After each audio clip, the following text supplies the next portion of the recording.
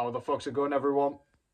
Back today with another video. Hope yous are doing well. Hope yous are doing slightly better than I am. This morning at work, I went to pick up a pen and my lower back is now fucked.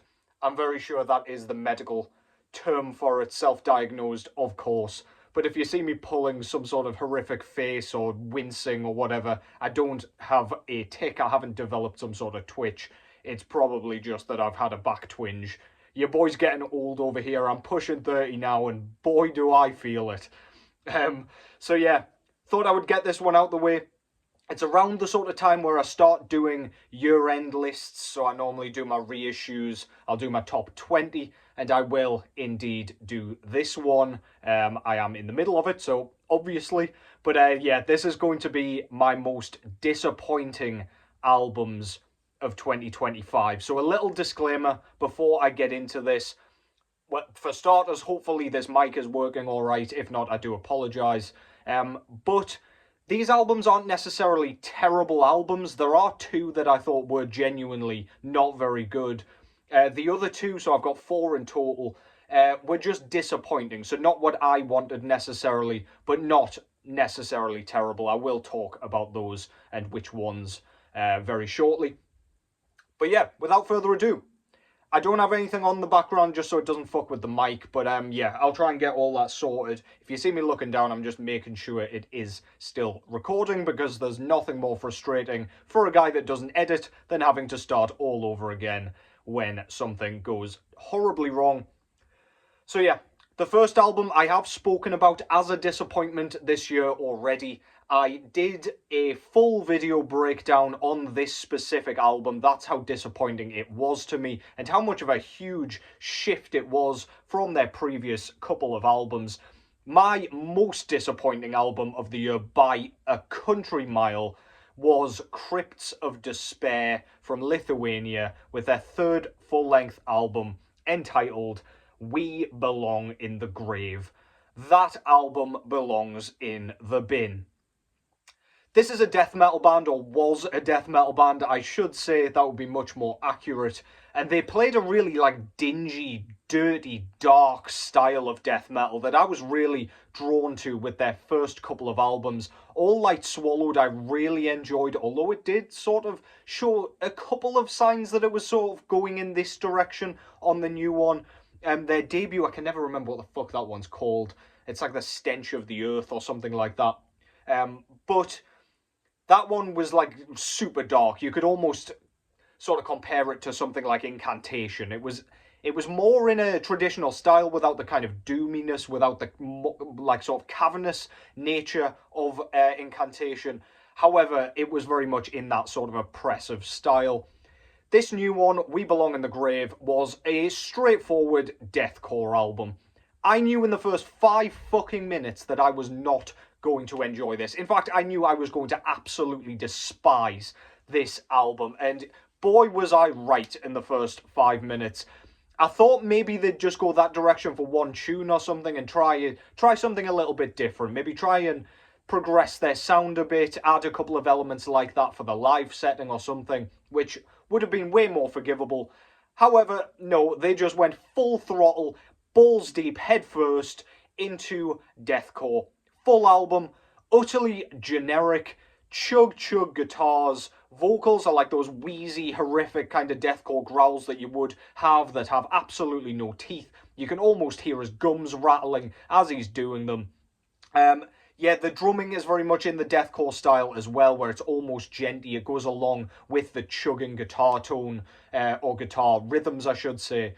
Just an all-round miserable time for somebody who was expecting something as good as the previous 2 records. That's Crypts of Despair with We Belong in the Grave. What a massive disappointment. Such a huge, U-turn from what they were doing, and it's so much worse. Yeah, Transcendent Obscurity Records put that one out. At number 2, I've gone with 1914's Viribus Unitus. So this is their 4th full-length album, Ukrainian kind of black and death doom, I guess you would call it, if you were going to categorize it like that. yeah, war-themed, World War One themed, all the way through their career so far. First two albums were absolutely amazing. The third album, where Fear and Weapons Meet, I believe that one was called, was a bit of a kind of, it was a downgrade from the first two records for sure. The songwriting was nowhere near as good. The sort of production was cleaned up as they went over onto Napalm Records. And Viribus Unitus takes that and makes all of the songwriting far more generic. There is absolutely no redeeming feature about this, aside from the fact that I do like 1914's sound as a kind of baseline. That does not save this record, though. They're relying too heavily on kind of intros and, you know, those kind of propaganda sort of intros that they would use, or the traditional, like, war in, war out thing that they've been doing for the whole, for all of their albums so far, where it's some sort of traditional sort of 30s music, I guess. I don't know what you would even call it, what genre or whatever, but they rely too heavily on the thematic stuff and not enough on the actual songwriting. There is nothing memorable about this at all. I actually have not gotten all the way through this album. I keep spitting all over the fucking place. Yeah, there is nothing memorable at all. There's nothing that makes me want to go back to it. There was nothing that even made me want to finish it. I felt like I'd heard the full album after the first 3 tracks, and to be honest, I don't know if I will ever get through this album. Normally I would buy this as like completion because I've got the other ones. I will not be buying this. It is super disappointing. I do like this band, and I really hope they can kind of get back to the form that they were in. But after the leading the blind bleeding the blind, that's a Carcass track. Blind leading the blind, they had a tough act to follow. They did a decent job with Where Fear and Weapons Meet. I felt like they added like clean elements, and I just really liked the theme. I thought it was really emotive, despite the kind of production shift. But then, yeah, this one is an absolute fucking nosedive. Flat on the concrete, shattered nose, splattered everywhere. Very disappointing. Another Napalm Records release for you is next, and that is Greamer. So I have actually got the physical release here. This is Nightside. Holy fuck my back. This is Nightside. This is their, I want to say, 5th full-length album off the top of my head. I could be very wrong there. This is Russian atmospheric black metal. And they've got a very unique sound. I really like their sound, and I really like the sound even on this album.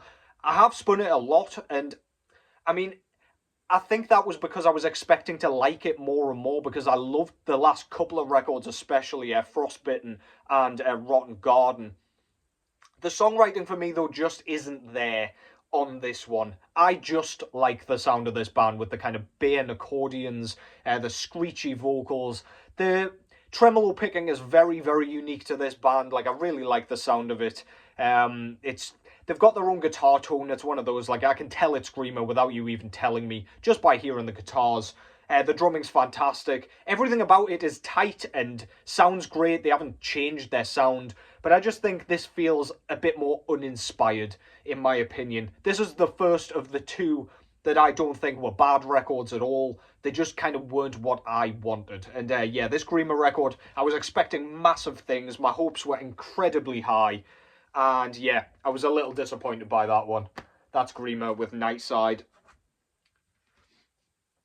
And finally, I am gutted to put this one in here, but this was not what I wanted ultimately from this band. I've gone with Woad with Uncrossing the Keys. So this is their 4th full-length album, I think, off the top of the dome. And yeah, this is their 2nd album on 20 Buck Spin. This one, compared to their last couple, so their first couple of records were straight black metal with bits of death metal. Their 3rd album, on the first one on 20 Buck Spin, was very much kind of death thrash with a bit of black metal. Kind of the vocals are in a blackened sort of style with those venomous vocals. Very serpentine, very cool, very powerful delivery. And they still are on this one. However, I find this one concentrates way too much on the melodic and more technical side of kind of lead guitar playing. And that, to me, makes this record come off as a bit of a Tribulation tribute. I like Tribulation, but it's not a band I pick off the shelf very often, or at least their later work. And yeah, this one is kind of a homage almost to Tribulation, where it's pretty, it's delicate, it's very cleverly kind of played, it's very tight, again, it's instrumentally, it's outstanding. However, like the distortion and like the actual riffs are an afterthought here. We still get, as I say, those kind of snarled vocals, which sound awesome. And it does kind of contrast with the prettiness of the lead guitars very nicely. However, it is very much in that Tribulation style. I think they've just kind of removed all of this album's teeth a bit, and in its place is technical guitar playing, which will appease to some people, I think. However, for me, this was a massive, massive disappointment, unfortunately. By far my favourite track on here is the fourth track, Transmutation. That was the first single. It pricked my ears up immediately. Still has a lot of that kind of dainty guitar playing. However, the main riff that comes in kind of near the beginning, after the little kind of whimsical's the wrong word, but after the like technical kind of lead intro, is absolutely stellar. It's absolutely astonishing. It is actually one of my favourite tracks of the year. Really, really good. Highly recommend that track. But yeah, something about this one just doesn't sit right with me. It just wasn't what I wanted from Woad, unfortunately. And again, that's not to say it's a bad album. It's very good. I still spin it. However, yeah, as I say, I expected something totally different, especially from the first single, and we got something totally different. So that concludes that. Two stinkers and two that just didn't quite kind of live up to the expectations that I had for them. As I say, I will be back with some reissues next, I think, so I'm going to have to pull all those out. I've got my top 20 down here behind me. I'm essentially propped up against them so my back doesn't fold in half like a goddamn deck chair. But yeah, I'll be back sooner rather than later. What did you guys think about these records? Have I been a bit too harsh? Did you love them? Or did you hate them more than I did? You will not have hated that Crypts of Despair record more than I did. No doubt about it. Literally spitting venom over here about that one. Absolute stinker. But yeah, let me know what you think in the comments. Thank you, as always, for watching. Take care, as always. And I will catch you fuckers in the next one.